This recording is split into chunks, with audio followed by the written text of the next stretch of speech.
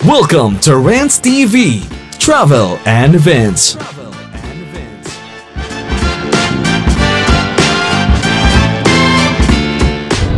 Hi guys, andito po tayo ngayon sa Ongpin, Chinatown in Binondo, Manila.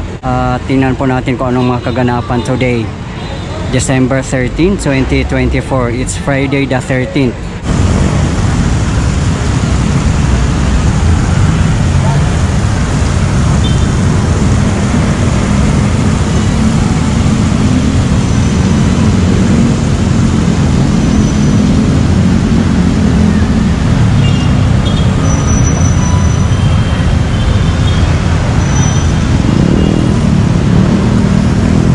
San Lorenzo Louis Church or Binondo Church, napakaganda. Ayan po ang Ongpin Street. Dito naman sa kabilang side ay Juan Luna Street. Tutumbukin nyo lang po ang Juan Luna Street. Doon po, yan na po ang papuntang Pasig River Esplanade. Napakalapit lang po dito. At kung dito naman kayo dadaan sa tapat natin, paakyat po yan ng Binondo Intramuros Bridge. Napakalapit lang din po. At ito po yung kahabaan ng Juan Luna Street. Kung papunta po kayo doon ay Divisoria na po.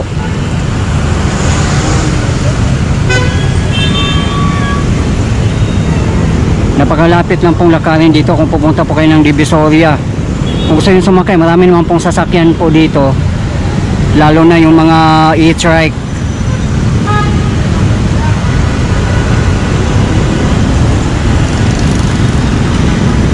Yan, I Love Manila, Chinatown.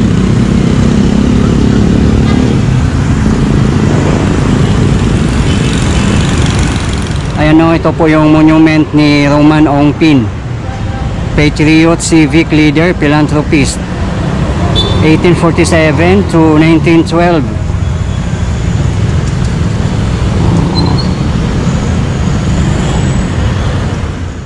In commemoration of the legacy of Roman Ongpin and in recognition of the contributions of the Chinese-Filipino community, this landmark is dedicated through the initiative of the Office of the Honorable Mayor Jose L. Atienza Jr. and Councilor Miles Roses, and through the efforts of Barangay 289, headed by its chairman, Mr. Jerry Chua, inaugurated this 11th of February 2002 as part of the Chinese New Year celebration. Ayan po, Quintin Paredes Street, Escolta, Intramuros. Yan po yung road papunta dyan. Isang kembot lang po dito. At yung sa tapat natin, yan po yung San Lorenzo Louis Church. Dyan po tayo pupunta sa kahabaan ng Ongpin. Ayan po. Ayan po ang the famous Ingbitin Chinese Deli. Since 1912, napakasarap po yung mga hopya nila. At sa kabilang side naman ang Ramadan Manila Central. Grabe, sobrang sikip din dito. Ayan o, daming mga nakapark sa both sides. Mga tricycle, sasakyan, mga motor. Napakaliit lang din ang kalsada dito.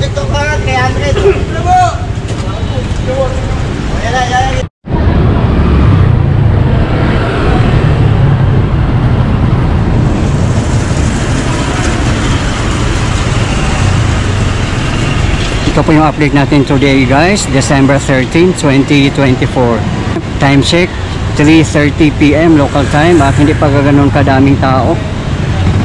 At ito naman po ang Binondo's oldest fast food since 1940, ang Chuan Ki. Masarap din pong mga pagkain dyan guys at natry ko din pong kumain dyan, masarap naman. Kailan may tiyaga din kayo sa pagpila kasi napakahaba ang pila dyan, lalo na pag mga rush hour. Sa ngayon kasi 3:30 PM pa. Ayan, dito pa sa gilid na side ang may pila kasi maaga-aga pa.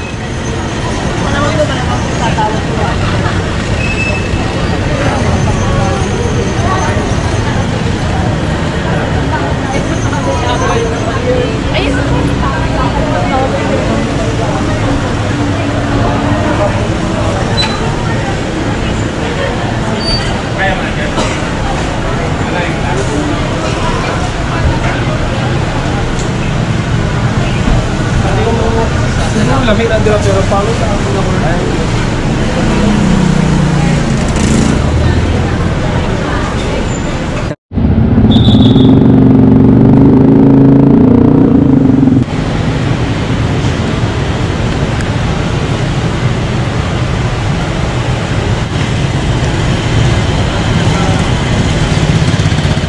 Dito tayo sa intersection ng Ongpin at Yuchenko Street.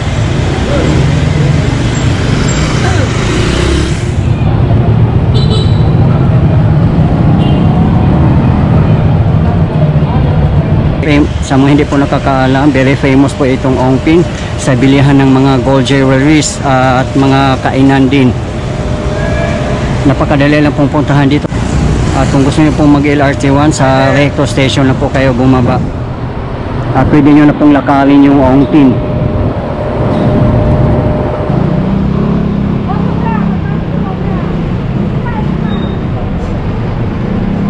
After nyo mag-shopping, mamasyal at kakain dito sa Ongpin, pwede nyo kayong dumiretso sa Pasig River Esplanade kasi isang kembot lang po, napakalapit lang po dito.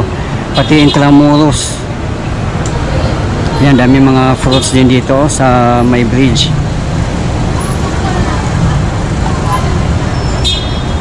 Sobrang kipot lang po ng daan dito, 2 lanes lang at marami pang mga nakapark at mga vendors kaya masikip talaga dito.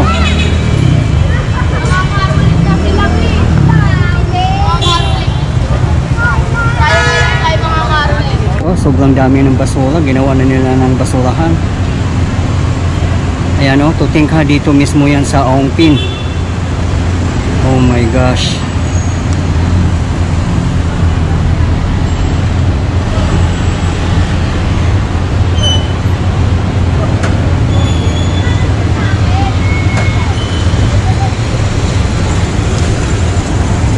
Nakakalungkot naman isipin, kaya no wonder panay baha dito sa Calachan.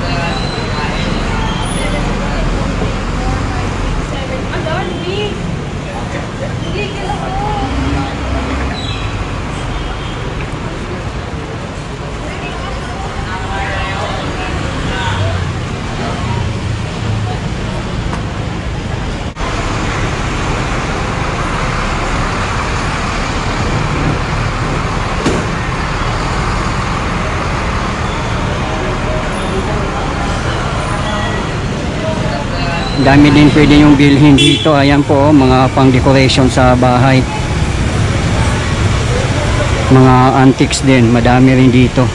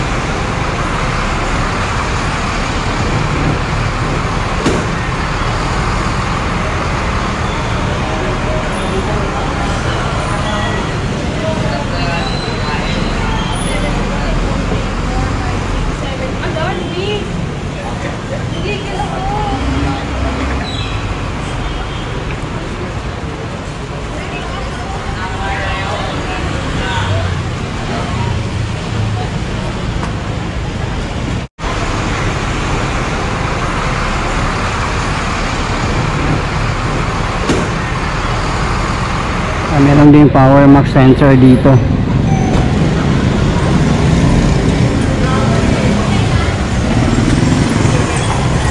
Dito na tayo sa intersection ng Ongpin and Sabino Padilla Street.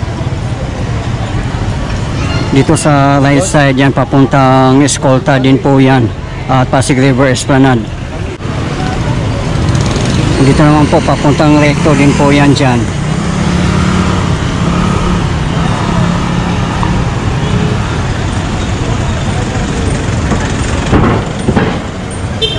Tutumbukin po natin ang pinakadulo ng Ongpin, which is Santa Cruz. Nandoon din po yung isa sa pinaka old church dito sa Santa Cruz, yung Santa Cruz Church.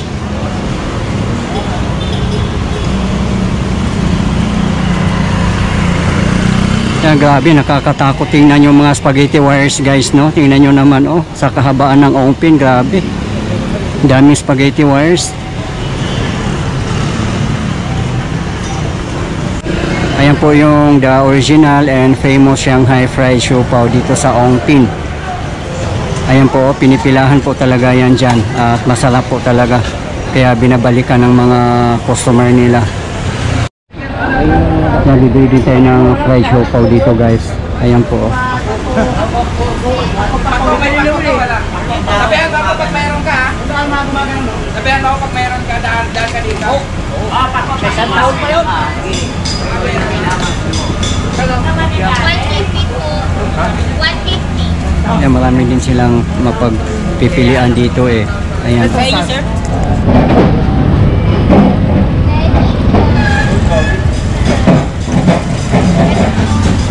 Kapit na lang po kayo, sir. Hindi kaya dyan yun.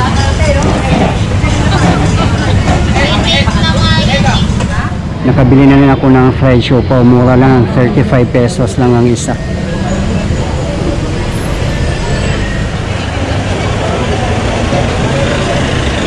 Kaya pag napadpad kayo ng Ongpin, huwag niyo pong kalimutan bumili dyan sa Shanghai Fried Siopaw. At kumain na rin po kayo doon sa Chuan Key. Kasi isa po yun sa pinupuntahan dito at kinakainan. Ayan, diretso na po tayo. Yung mga gold jewelries doon na po bandang Santa Cruz yun, sa bandang dulo ng Ongpin. Doon po kasi tayo nag-start sa Plaza Lorenzo, malapit.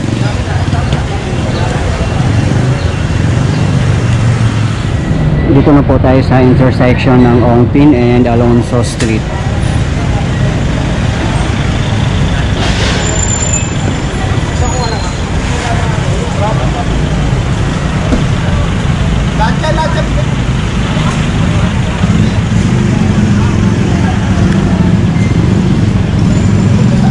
Diyan po tayo galing kanina at didiretsuhin po natin papuntang Santa Cruz. Tutumbukin natin tong kahabaan ng Ongpin.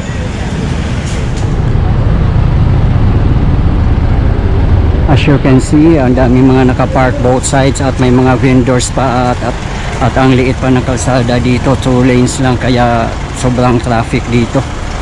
Pati mga tao may hirapan dumaan.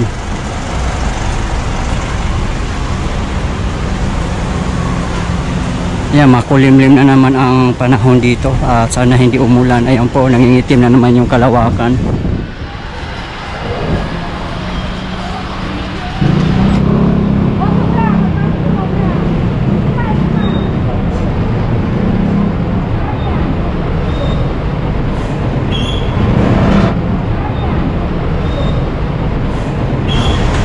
Yan, may mga jewelers na may mabibili dito na side.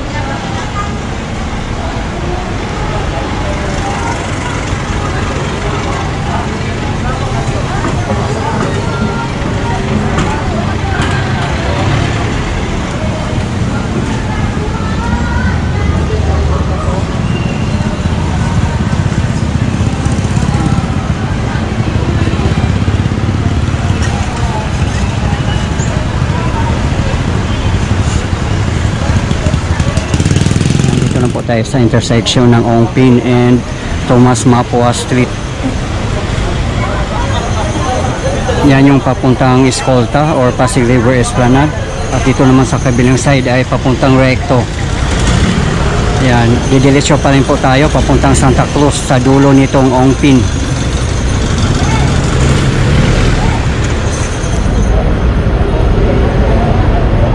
Yan, dito na area, dito na po yung mga jewelries. Kung gusto nyo bumili ng mga gold jewelries at kung ano-ano pa.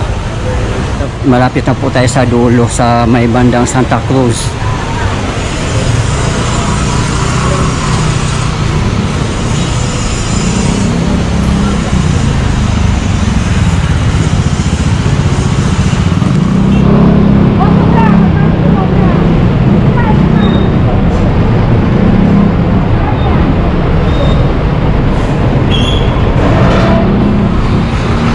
Nandito na po tayo sa bungad ng Santa Cruz.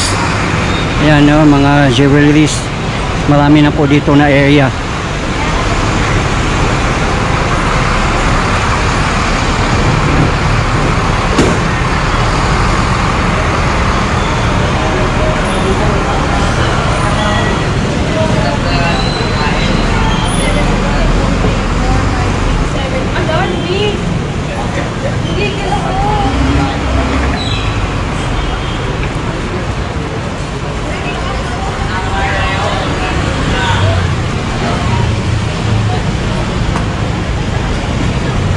Ayan, kung gusto nyo makatipid at makamura ng mga gold jewelries, pumunta po kayo dito sa Ongpin kasi dito po talaga ang bilihan at makaka-discount pa po kayo. Ayan, dito na po tayo sa dulo ng Ongpin. Dito na po tayo sa Santa Cruz. Ayan na po yung Chinatown Arc.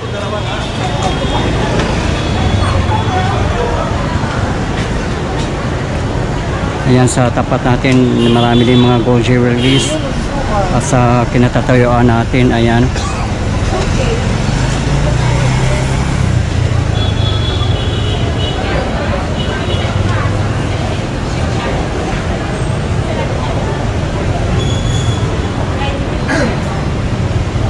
Kahit dito na area, marami din mga vendors at mga nakapark na mga sasakyan. Ayan po yung Chinatown Arc. Nandito na po tayo sa dulo.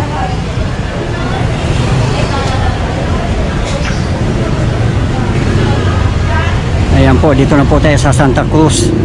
At yan naman po ang Santa Cruz Church.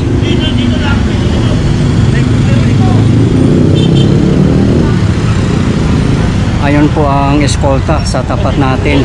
Diba guys, napakalapit lang po ano.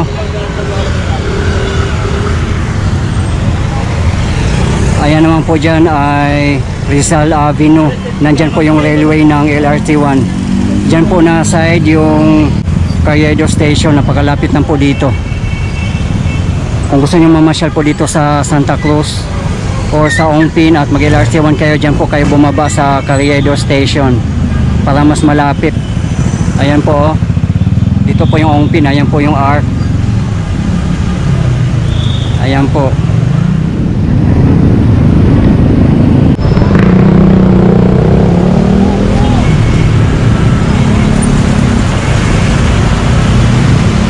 Ganda ng weather ngayon, hindi mainit, yung nga lang, wag lang sana umulan.